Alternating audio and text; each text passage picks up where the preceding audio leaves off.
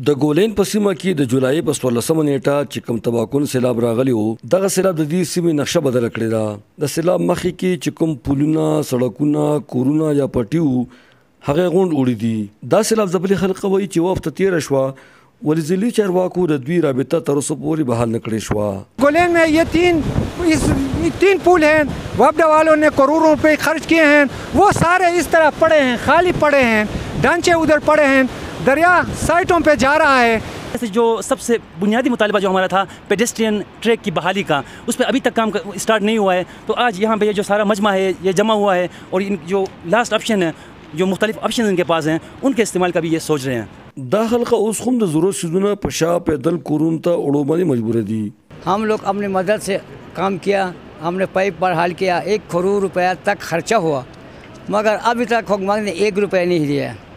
अभी दोबारा सैलाब आया, अभी भी नुकसान काफ़ी हुआ है, अभी भी हमारे लिए रास्ता नहीं बनाया है, पाइप किधर लगाता है. ये चीफ जस्टिस ऑफ पाकिस्तान से दरख्वास्त करता हूँ कि इसका नोटिस ले लें और वफद के हुक्काम के खिलाफ कार्रवाई कर लें. تیر ورځ دوی د احتجاج په توګه د بونی چترال سړک هم بند کړو.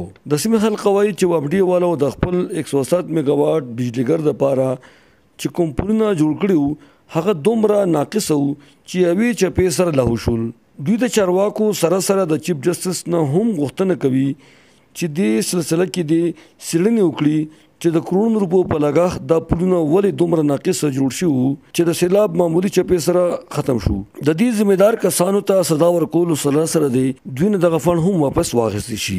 دا سیلاب ځپلي خلقه د صوبایي حکومت سره د وفاقي حکومت نه غوښتنه کوي چې د دوی رابطې سړکونه دي زر تر زره په حال کړي چې دوی د خوراک ساک سيزونه او د روزمره جون د ضرورت سامان هم په شا اړو پځه پګاړو کې کورون توړي اور دوی په جون کې اسانتیا پیدا شي.